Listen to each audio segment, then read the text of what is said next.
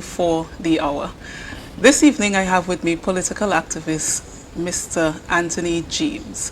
Now on April 28th, Mr. James did a live online radio program where he basically expressed that he had lost confidence in the Chief Secretary of the Tobago House of Assembly, the Honorable Farley Chavez Augustine.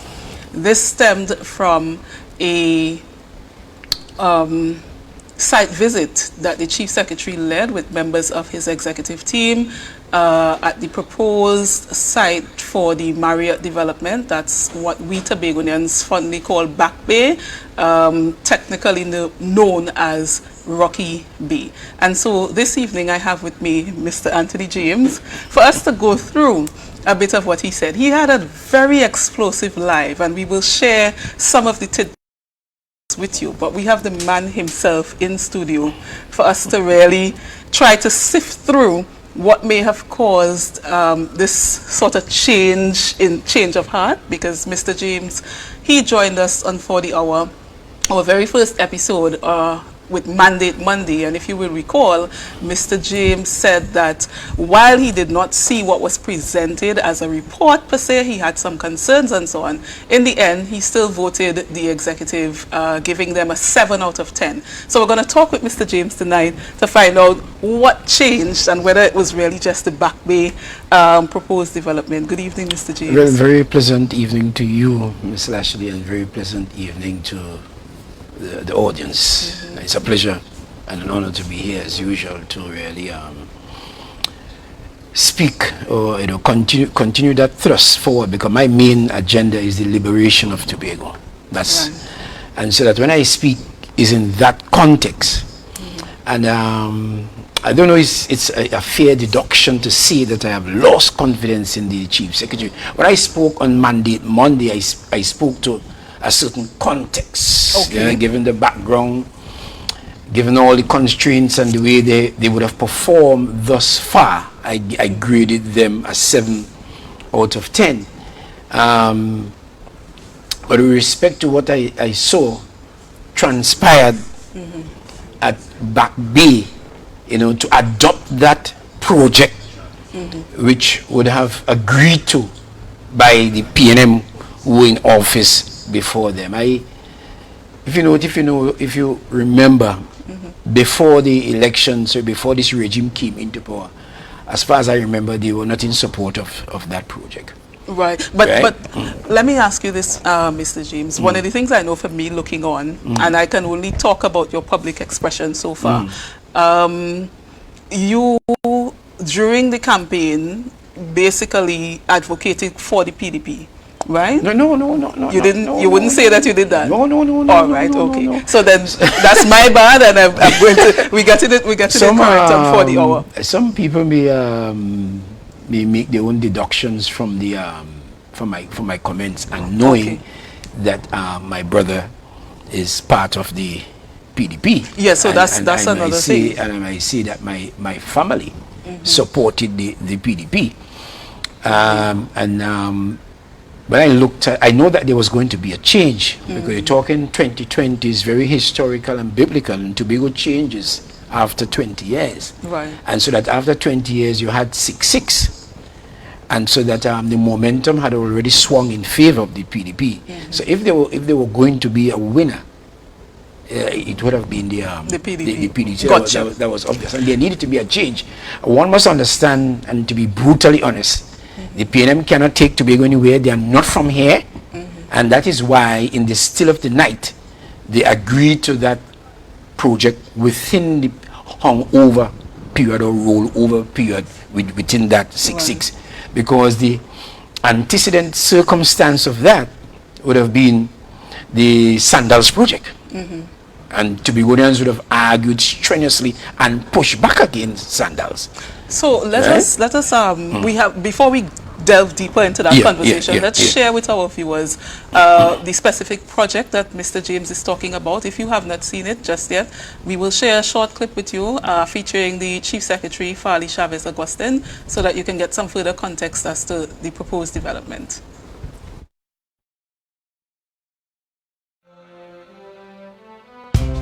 Yo, let me take you to a place where the sun shines bright and the people move slow, taking their time, doing their thing from day to day. Tobago, yo, yo.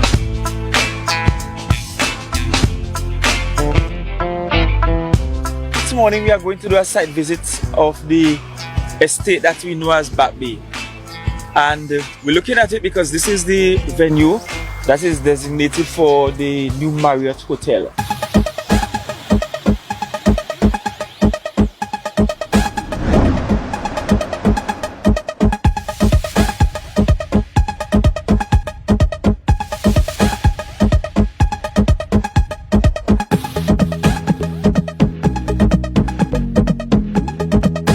This morning we went through Rocky Point with the hotel developers along with stakeholders within the Tobago space, people representing this community, the community of Mount Irving, folks from the Historical Society, the surfers, and just people with general interests. We had the Division of Infrastructure, Tourism present, and we had a few of our own engineers present.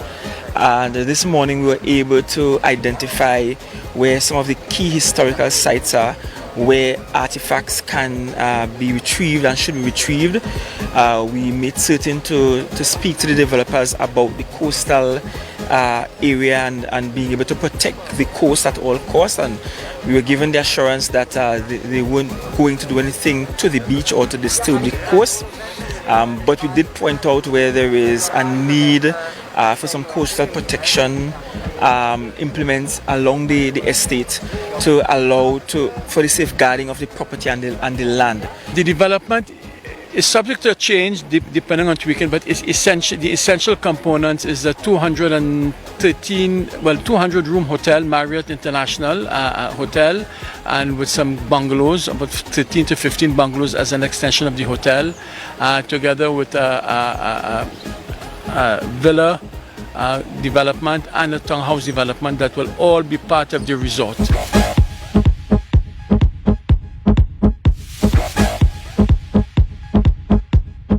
The project, as far as I'm concerned, is totally aligned with the aspirations of Tobago. We want to encourage tourism. The project does that. We want to encourage tourism with as much local input as possible. Clearly, our intention is that, because if you only look at it from a business perspective, why would I want to import something if I can get it locally?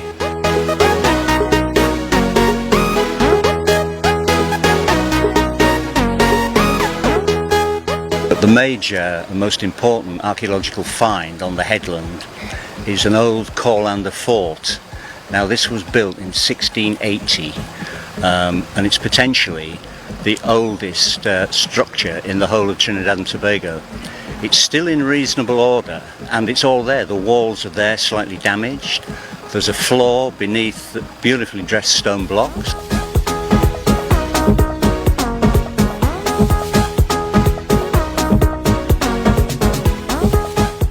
I was actually blown away by the beauty that we found, because certainly we know about the Fort James, the Fort King George, we know about the Fort Milford, but there are so many other forts that exist in Tobago, and it's just simply being able to figure out where they are and to be able to now determine how we can preserve them for our generations to now continue to enjoy them. Tobago is in need of some sort of foreign development. The area is unused and there are many opportunities that would be presented. Along with tourism, there would be local content. The investors have promised to train locals to create a stock.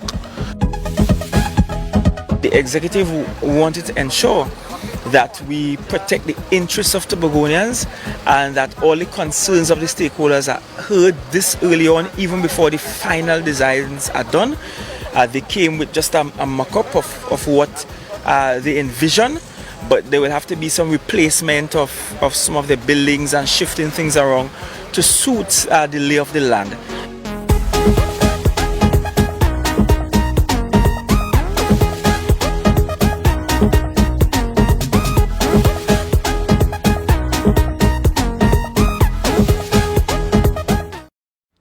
All right, so that video clip was courtesy the Office of Assembly, and you saw the project, the proposed project, Marriott development at Rocky Bay, or they're calling it Rocky Point. We Tobagonians know that as Back Bay. And Mr. James, this triggered Mr. James. That's how I'm going to put it, right? This particular announcement or this video triggered what you called an angry reaction. Yeah. I mean, there's something in the video that, yes, clearly the language is a bit conflicting. But let's hear your real issue with that proposal. I'm angry. A part of me is still angry, and I am calling on the Chief Secretary and his Executive Council to pull back that project. It is worthless, counterproductive. It's a colonial project to further sink Tobago further into colonization. What the project is doing is to set up a hierarchy of other people being in Tobago and greater than us. Now, one thing, right? Mr. James, the end of the video, the Chief Secretary did specify that there were no approvals and he was expecting them to come back with designs, final designs and so on. Well, I'm against the whole project. I'm against the whole project. So you don't want the Executive Council to entertain the proposals at all? Of course not, and they should not. And I'm hoping all of Tobago will rise up and stop. Just as we stop sandals from happening, we must also stop this from happening. So let me ask you a question then. I am not pro a sandals type model, but what I do understand for Tobago at this point, we need ways for economic development, whether it's diversifying and stretching out agriculture and so on. Tourism is one of the main sector on the island. You are not for sandals. You were not for sandals. You're now not for the Marriott proposal.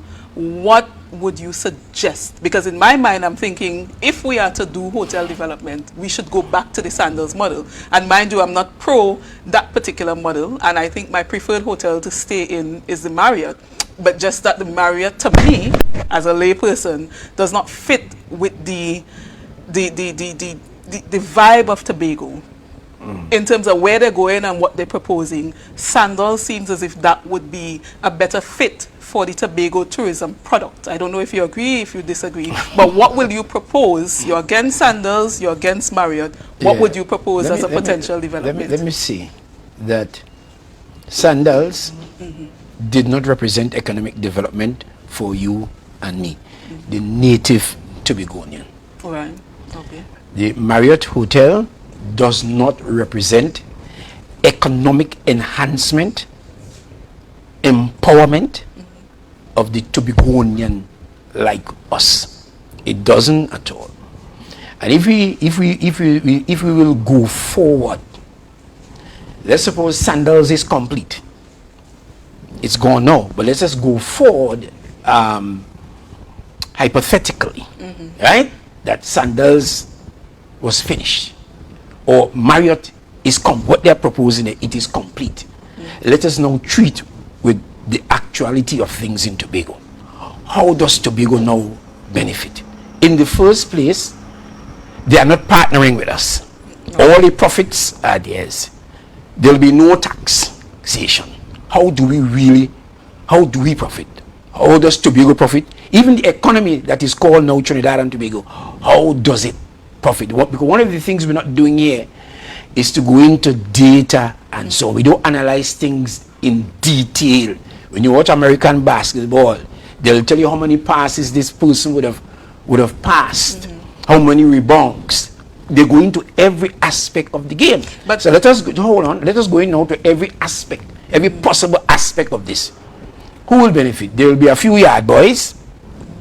There will be a few people cleaning the grounds, as you call them, yard boys, whatever we choose to call them.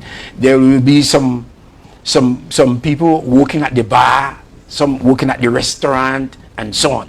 What will be the size of their salaries, and how now they now will be taxed? But they're not being taxed by the government of Tobago.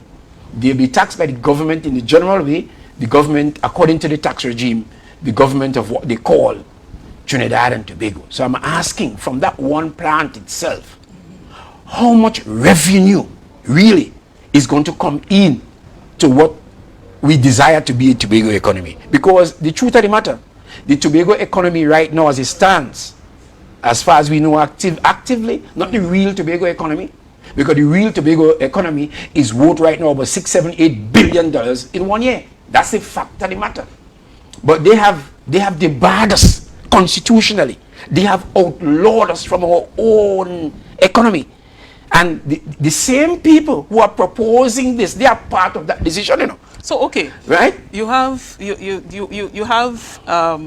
making the point that the overall profits of this kind of development not coming to does not stay in Tobago. It doesn't. If anything, it may possibly hurt the island. You talk about calling for statistics. I want to just jump back a bit before we move forward. I don't know if you recall when Sanders was being proposed and there was all sorts of discussions. One of the things that came up is when they said, okay, we're going to need about 20,000 eggs, something like that. And there was a discussion about getting the Tobagonian farmer, egg producers especially. We heard all of that. And you hear more of that again. So that's the thing. We haven't heard anything with this yet, but I'm looking at the numbers because one of the things that you're saying is that there's no science, there's no numbers, but we did get some insight into a small tidbit of what is possible, which is income. Yeah, but not on an empirical basis, right? What you're having is people mouthing ideas and suppositions and so on. But before I go to that point, Tobago is restricted by law to 4.03%. Forget 6.9, because we have never had more than 4.04. But Tobago is restricted because that's the cult. We are dealing with a culture here that we have to be real to. We're dealing with an attitude towards Tobago. We are not regarded as correctly in terms of humanity in Tobago and Trinidad, what they call Trinidad and Tobago. James. So I'm saying, when we work here, I want us to understand, it's very important to understand, because right before our eyes, whether we sow or not, because that's how we're supposed to run our budget from. Our own sowing, that's scriptural. As a man sow, so shall he reap. But what are we sowing? And so that's my point. So I'm saying to you, the law it disregards the laws of God about sowing and reaping. What the Constitution has done to Tobago is to tell Tobagonians that in all the monies available to the government in the Consolidated Fund of Trinidad and Tobago, you are entitled to 4.03%. Call it 6.9, that's just a letter, but it has never been applied. So we are stuck there. Right. So this idea that we are doing economic development to benefit Tobago is really a pie in the sky. I want us to understand that, because regardless of what we do here, and that law itself, I criticized it back in 1998. I'm not saying this now. When Vanos came up with it, and Hochoi Charles in the Dispute Resolution Commission, Anthony James criticized it. Because in my view, that's not the way to solve a dispute between Tobago and Trinidad. But right? What you're talking about there requires advocacy, activism towards constitutional change. Yes. We're not seeing that happening. We're seeing a move by the deputy political leader of the PDP. At least this is what he's expressing verbally in terms of the campaign and the shift to Trinidad and so on. But if we pull back now to the Executive Council of the THA, who today certainly, at least by today, you would have heard the news stories about the $1 billion debt and the Chief Secretary's commentary and so on. And what was interesting is, okay, we're owing $1 billion. You are against the hotel type developments in the way that they're coming forward. Today, the Chief Secretary said that he will basically get the THA lawyers to stop what's happening with the proposed marina. That thing started back in 2018, if I'm not mistaken, when Minister Stuart Young notified the nation that Cabinet agreed and they were going forward and yada, yada, yada. My question is, yes, we have some issues in Tobago. We have historical context issues. The legislation does in fact need to change. I agree with you on that. But what do we do now while we work on all of that? Because you say no sandals, no Marriott. The Chief Secretary today say no marina until I suppose they consult with the THE. No marina.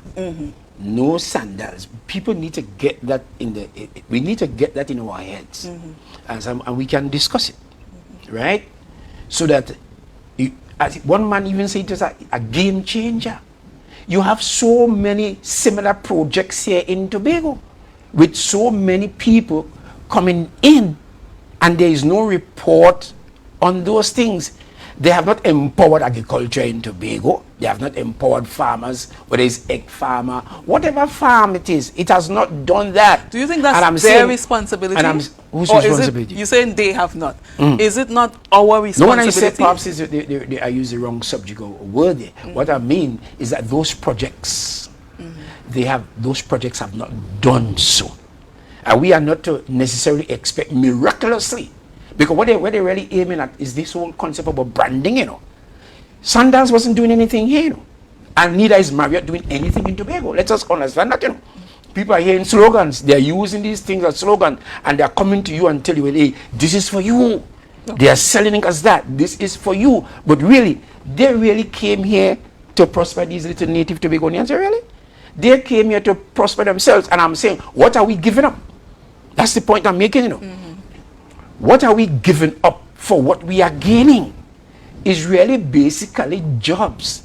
So individual Tobagonians will get some jobs as a result. But how much jobs? So you made another point about... And even when they get the jobs, and from those jobs now, they will now pay in to the assembly fund or the consolidated fund. It's not even coming here. Tobago is in a political mess and needs to be organized. You can't have Trinidad collecting all the tax and posing as Trinidad and Tobago. The main thrust in Tobago now, and this is the burden of responsibility for the executive, is to push for constitutional change. Take one at a time, if you want to call it amendment, and keep pulling back. Keep pegging away the things that are obstructing us. What is happening is that Trinidad continues, or continue, if I use it in the plural sense, to make inroads into Tobago.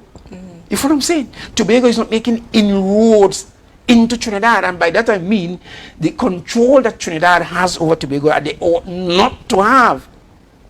We are not making inroads into that. Economically, economic, political, and so on. But it has to be political in order to bring the economics here, right?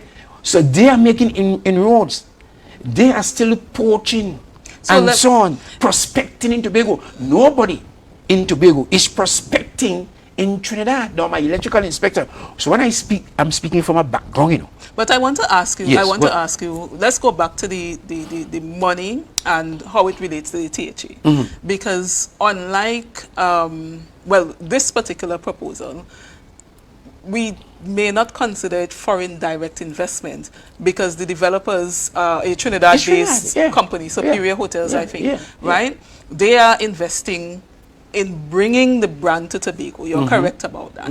How does the money then, because you were talking about jobs, but the money is in Trinidad and Tobago. So how are the ways that Tobago will benefit from that? Certainly, are you seeing nothing at all that's the point other than the jobs? So how much, if we have to venture a course for no man's land, which is where they wanted to go first. It is because they didn't succeed there, they now want to go to Back Bay. What did Trinidad, what that privileged class of Trinidadians are doing? You're saying this particular group wanted to go to no man's land as well?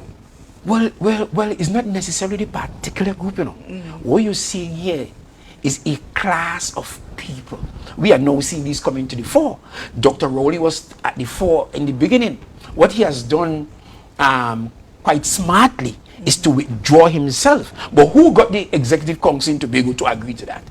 It was not an Tobago Executive Council initiative. Okay. The initiative keeps coming from Trinidad. We know here that Dr. Rowley represents a certain clan of people that he's working for. He's not the most powerful person in Trinidad and Tobago. He absolutely not. For anybody who can think, he's not.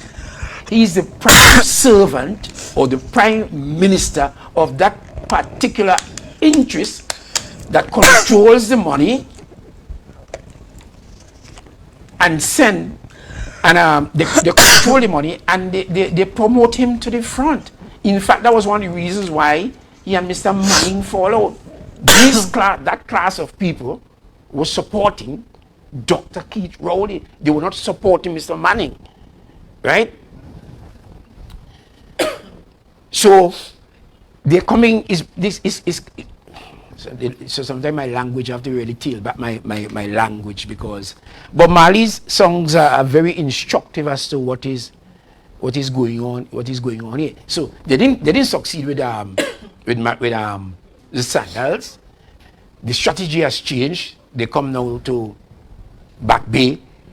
They were Back Bay. They're looking for the prime property. No, I'm an electrical inspector, was telling you. Just let me make this point here. You see the back of the airport? In fact, I go across Tobago every day. Every week, I'm going all across Tobago. I know the lands that have been gobbled up. I know the massive projects that have come from the sister isle. The back of the airport, I'm telling you, is gone. All right. So, you know what I'm saying? When you leave the airport, my dear, and I'm saying we are not benefiting from those things. They have placed us in a vulnerable situation, and we are selling our lands. And some people are making that point. No, they're saying, all right, they have locked us away from our oil and gas resources. We know. All right, so you're jumping into another thing there. I want us to stop and take a short break. When we come back, we will circle back to the discussion about the Executive Council and what you're calling... what you're requesting of the Chief Secretary. Stay with us, you're viewing For the Hour. Our national borders, our first step to security, but a possible access point for guns, drugs, crime. If it does not look right, do the right thing. Call Crime Stoppers anonymously. 800-8477. Report possible border crime. It makes it easier to bear. You won't regret it, no. Sweet, squeezer, don't tease her, never leave her.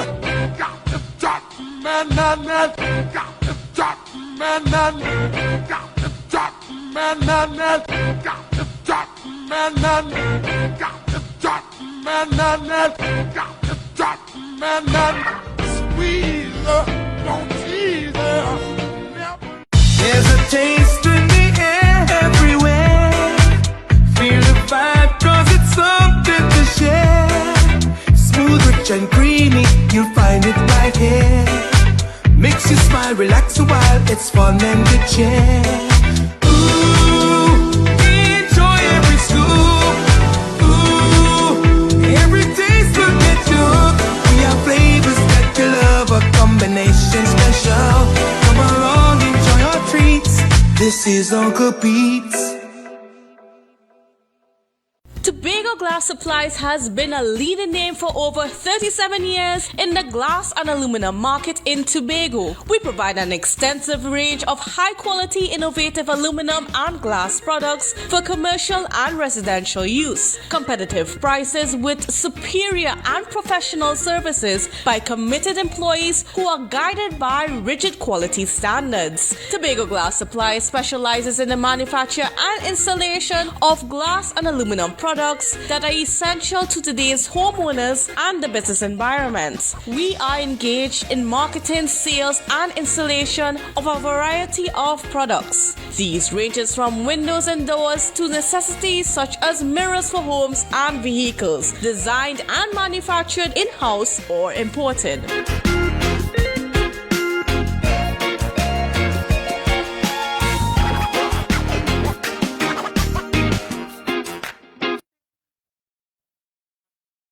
Are you looking for that all-in-one shopping experience? Then look no more. Visit Lamb's Best Mart for your grocery items, fruits and vegetables, drinks, home items, stationery, gift items, hampers, shopping gift cards, toiletries, small hardware items, and much more. We provide order and pickup service, even delivery to your door. We are your friendly community supermarket. Check us out today at Lamb's Best Mart, located at 22 Daniel Trace Canby, or visit us on social media at Lamb's Best Mart.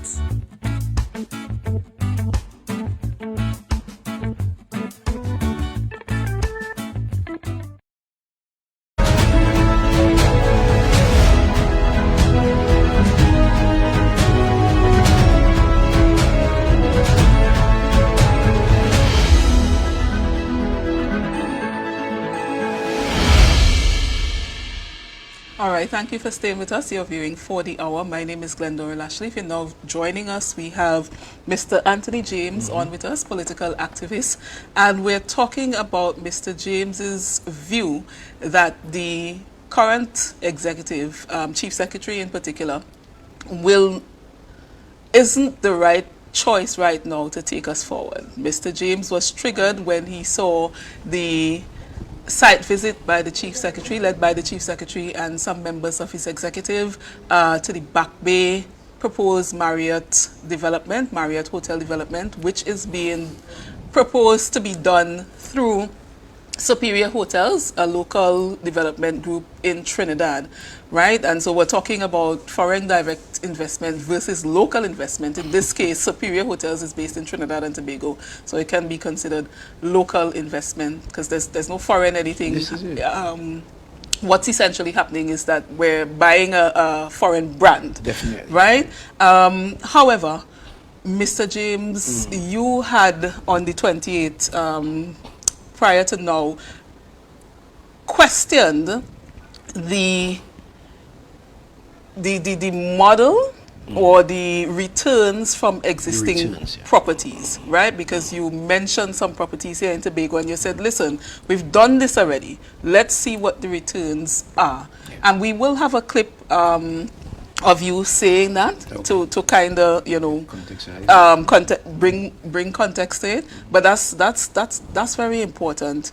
When you say that the Marriott development is basically to colonize Tobagonians, I want you to break that down into simpler terms, especially for younger people who may not have that historical context, because as you're aware, many younger people may say, well, okay, Marriott is a big brand, we need that in Tobago. Tobago don't have no big brands, planes ain't coming here because we don't have any hotels, or they run away sandals already. The Chief Secretary look like he's trying to run the marina if they don't go through the THA. You're definitely not for that. There is need to have something right now. What is that something in your mind that can actually bring income?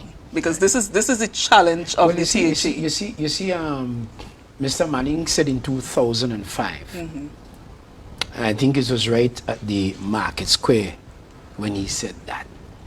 And this is where they are pigeonholing Tobago and forcing Tobago in a corner. He said, tourism is to at that point in time, they were discovering acres of oil and gas in Tobago. So in his response to that, and whatever noise was taking place in Tobago, Mr. Manning said, tourism is to Tobago what energy is to Trinidad.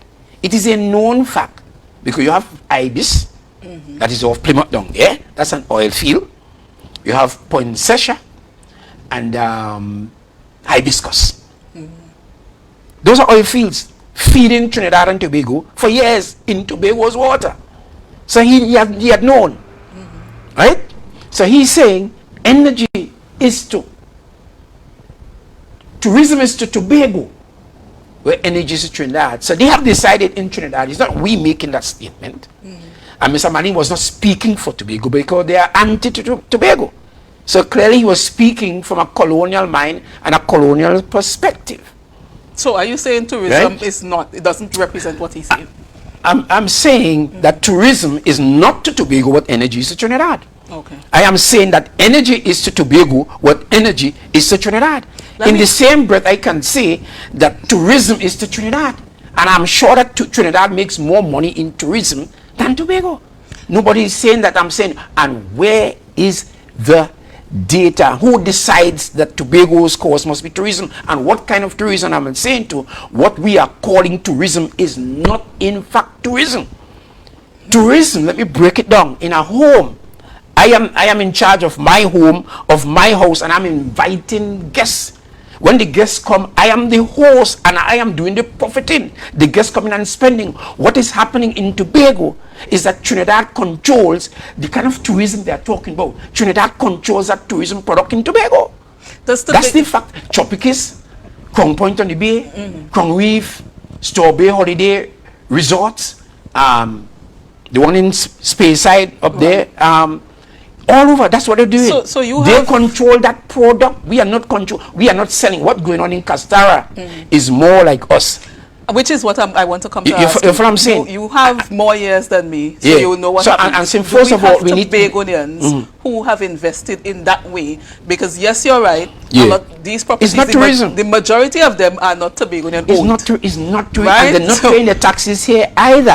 Tobago is a slave colony. Have you seen movement by Tobagonians to actually build properties of that those kinds of attractions? And I'm saying this is where the government of Tobago need to step in.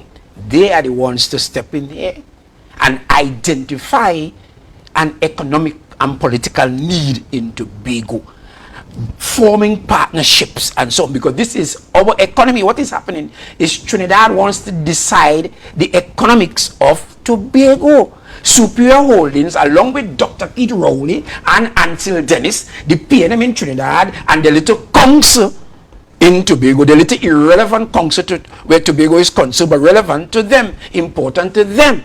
They never discuss that project with Tobago. They can never do the breakdown and tell you how much is Superior Holdings, all those people who will be controlling the hotel. How much? When we get the little jobs and so on, how much are they making? And are we sharing in that profit? Is that tourism really? Is that really hosting? Tobago is not hosting anything there. What is happening, Ms. Lash? Let me just say this in closing. For now, is that Trinidad is expanding itself into a territory that they control, a colonial territory, and fooling our government, fooling our people, and telling us that this is for us, when in fact they are already building havens. Saman Grove is theirs. I just came from Tobago plantations today. Listen to me, that's a big expanse of land, acres of land for them. What is the data on it that Tobagonians are really profiting? I go to on a Friday night and dance at Magdalena down there. You know what the workers down? You know who's the manager? I want to go back to. We're just joking. I want to go back to the 2009-2010 budget. Yes. Right? I looked for a post because this is something I highlighted on my social media. In the 2009-2010 budget, the government of Trinidad and Tobago indicated the need to spur foreign investment and economic activity in Tobago. Following extensive talks with the THE, 6 regions in Tobago were designated as tourism-related development areas. Right? 1, Annosvale and Culloden Estate. 2, Bacolet Estate. 3, Buku and Golden Grove Estate. 4, Englishman's Bay. 5, Lowlands, including Tobago Plantations Development and Diamond Estate. And 6, Mount Irving and Grafton Estate. Right? This was 2009, 2010. In following, they say, extensive talks with the THA. This came to my mind when you just said about what the THA needs to do and what it apparently looked like it wasn't doing. Here we have 6 areas of Tobago identified, put in a national budget. By whom? Well, 2009, 2010, who was in government then? Right. But the THA was a part of it. Yes. What have go ahead. You go ahead. What have you seen since with these areas? What do you think about the identification of those areas? Because you said we need to be able to identify what we want out of our tourism. Here they say in Tobagonians. And I'm saying this has nothing to do with Trinidad. The matter they are speaking of falls within the 5th schedule. And it has nothing to do with Trinidad. It has to do with Tobagonians taking action, necessary critical action to develop ourselves. What you are seeing here, the bigger, and not partner, the bigger associate in Trinidad, is ramming a narrative, a philosophy, if you can call it that, down the throats of Tobago or Tobagonians. And I'm saying, if you think I'm wrong, look at the existing stock and tell us how far the existing stock has carried us. And when we build one, and when one more is built like that, how far that one is going to carry us. We're not doing that. We're just engaging in slogan talk, pie in the sky. But what do you now again? And I suppose I want to bring in the clip now, if we can, with you talking about the Chief Secretary and what you expect, because that's kind of what I wanted to ask you now. What do you expect of the executive, the Tobago executive? Because what you're talking about, there's a lot of legislative changes. It's a lot of things that the THA legally don't have any teeth to actually get done. Yeah, is all of Tobago needs to fight this fight, because you can't tie my hands behind my back, take my wealth away from me and give me slavery and tell me that slavery is wealth. That's what they're doing. All right, so I want the producer to play this clip, because I want to ask you a question based on what you just said and tying into this clip. So let's go to Mr. James, his initial expression about what he wants to see, what his thoughts on the current executive and the Chief Secretary. But I always here. It was with dismay, absolute dismay, that I looked at whatever they call it that took place in Rocky Bay. Oh yes. It was really sad. I was extremely angry, and I have come to an angry position where the Chief Secretary is concerned. And it is very clear to me that Tobago is completely off track. Completely off track. And absolutely misguided and misled by an unprepared and unready Chief Secretary, Farley, Augustine. I've spoken my mind, and I've spoken the truth. And my statement is a fair assessment of the quality or lack of quality of the current Chief Secretary. And I based on what I have seen there, I expect that type of behavior throughout this 4-year term. Mr. James, you said that on the 28th of April. First question, and just yes or no. Has your mind changed? It's a change from what you expressed there in the video. No. I would have expressed that on the 28th as that was triggered by what I saw, the charade taking place in Back Bay, right? But I was never highly impressed by the Chief Secretary. Let me say that as I'm on the spot here. I was never highly impressed. I listened his language, and I knew that he's not where we need to be as a people going forward. And when the language betrays what you have on the inside, Farley Augustine is a young person in his 30s. He has not lived long enough to know, to be able to understand history, historical context, where we are, where we need to go. He's not properly baptized in the politics and life of Tobago to be seasoned, to have strong convictions, to stand up to the forces of colonization that are coming to him from Trinidad. So one of the things I'm curious about, because in that video you also spoke about seeing that unpreparedness well before now. Yeah, man. But as you said, your family supported this organization knowing that Farley, Chavez, Augustine as a candidate was set to be the chief secretary if they won. Was there any sort of conversation, discussion, reaching out to say, listen, young man, chief secretary in waiting, you may need some added assistance? And this is all coming back to what you're saying THA need to do, because what you're saying THA need to do has to be done by the said chief secretary. But you've also said that the chief secretary basically will not be able to do that because he simply doesn't have the capacity. He doesn't have the capacity. And Tobago must be honest with Tobagonians. So what are we doing? He must be honest with himself. What are we doing going forward? Have you reached out to the chief secretary if you feel the need to? Your brother is somebody who is a sitting secretary. Have you all, I don't know if your brother has spoken to you on this, if he feels the same way that you feel.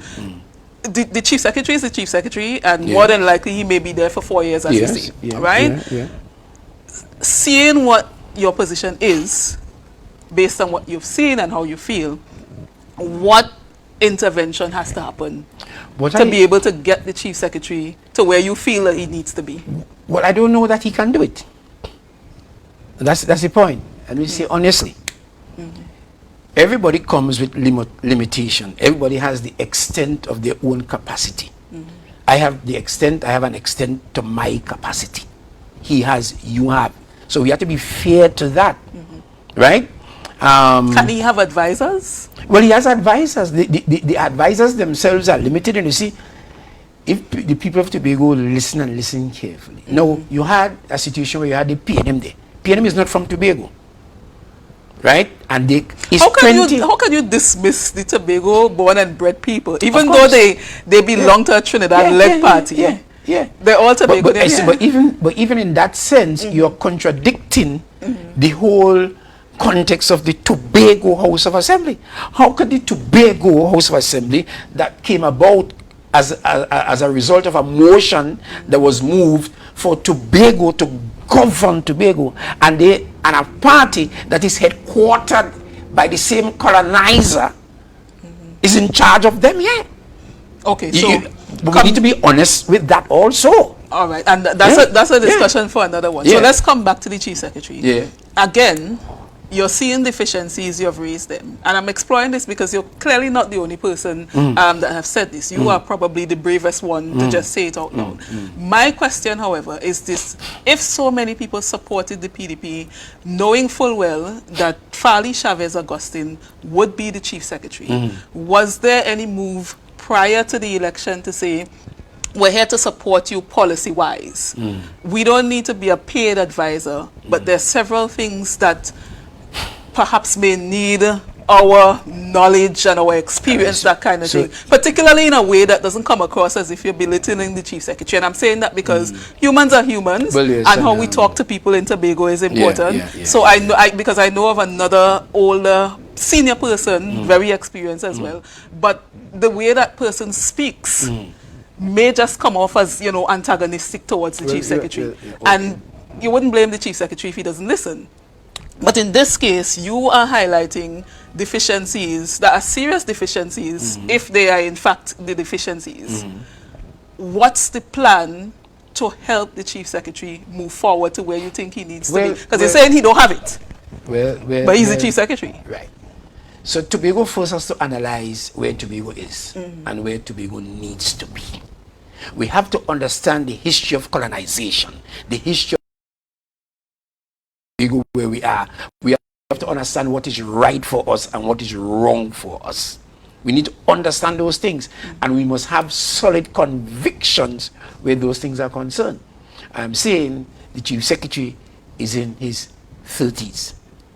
And clearly, when you listen to him, he is not grounded.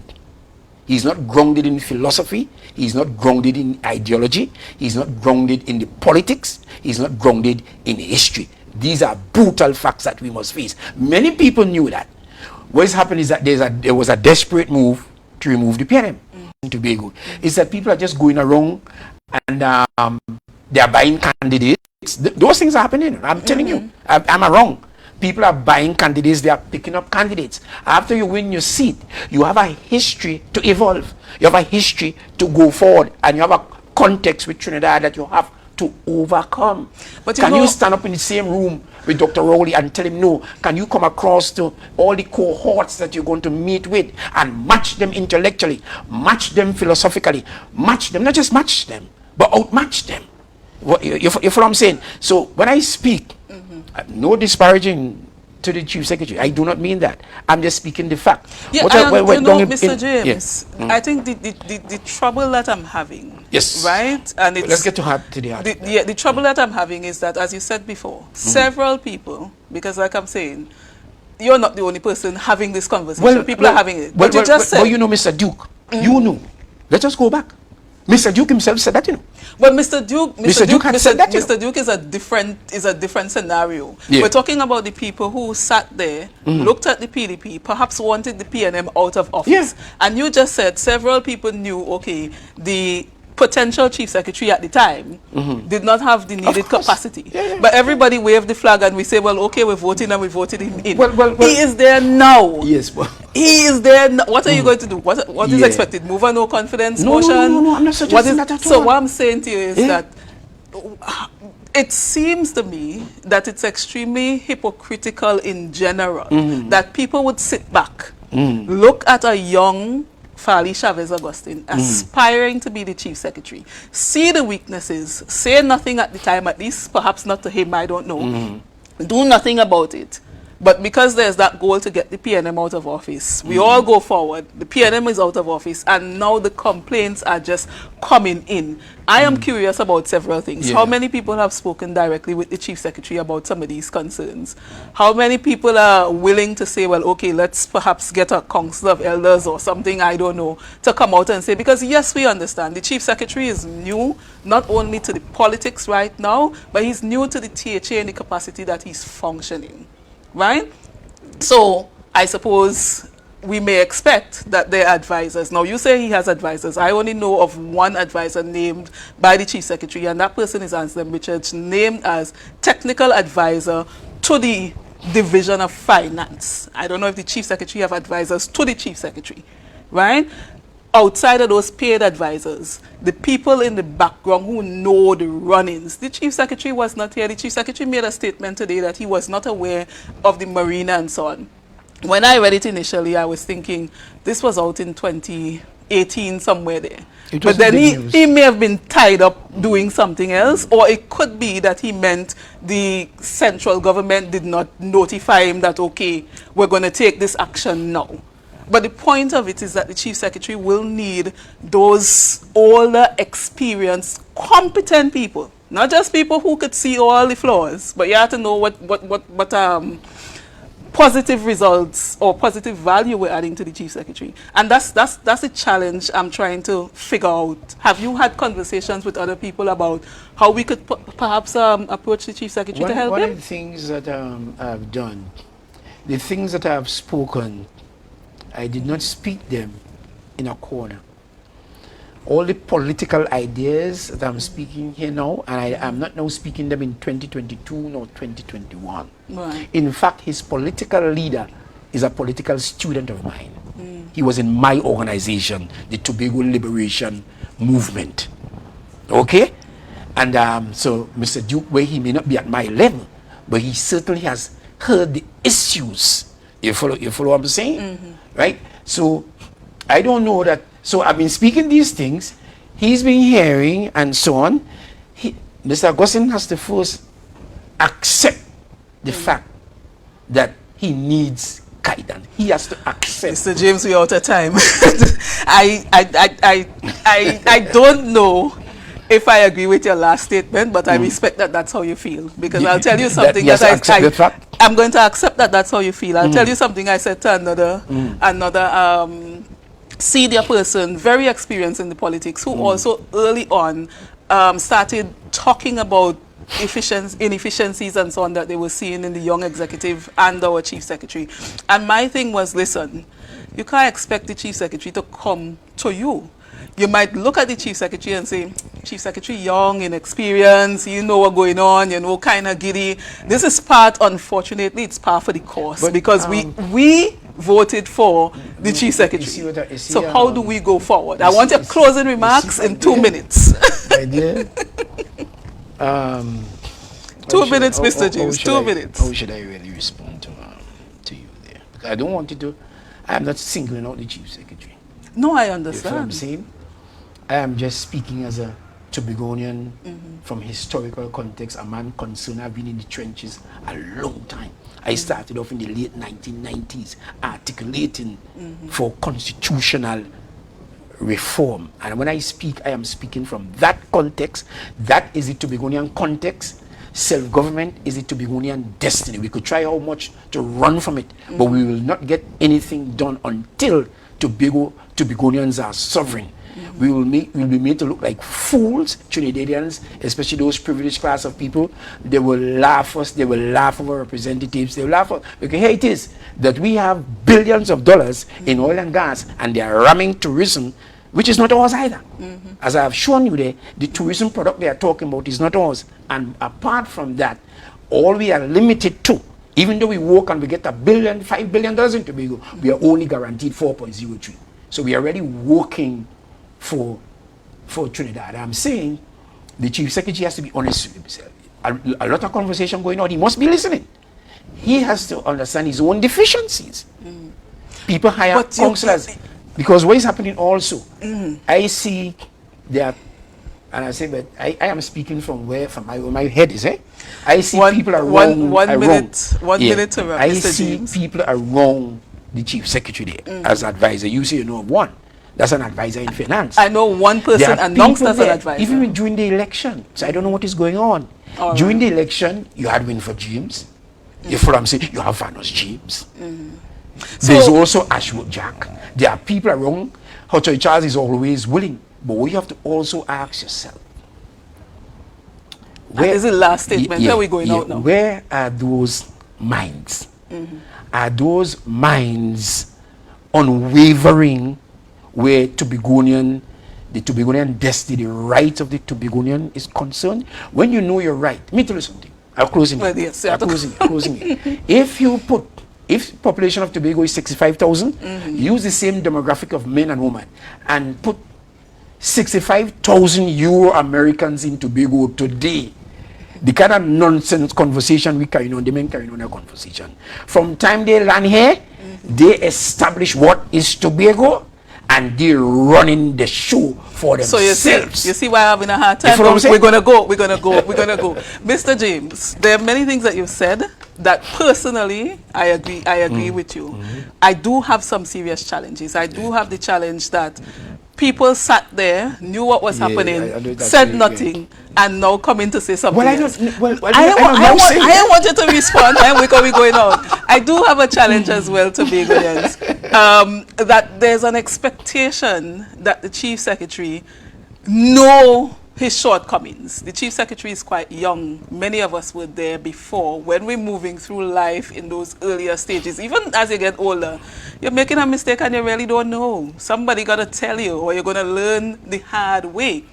I've always said I don't feel as if the executive here is deliberately just doing things that will not benefit us. I think that they're doing things that they believe are the best options. I'm in agreement with you, right? But I have a real challenge. Tobagonians, I have a real challenge with us being as critical as we are, on expecting that this young executive, majority of them will just know a lot of the things. How many of them were in the THA before in an executive capacity? How many of them were there before in administrative capacities? We've got to look at that, right? And we maybe need Mr. James again to kind of explore some other areas, because we had to talk about that energy thing that people feel Tobago should get a certain percentage at the budget because oil and gas in the waters, but that's another thing. Thank you. Thank you very much for viewing For the Hour. It was my pleasure chatting with Mr. Anthony James, political activist, a very passionate man. All right, and just thank you for viewing. Have a good night.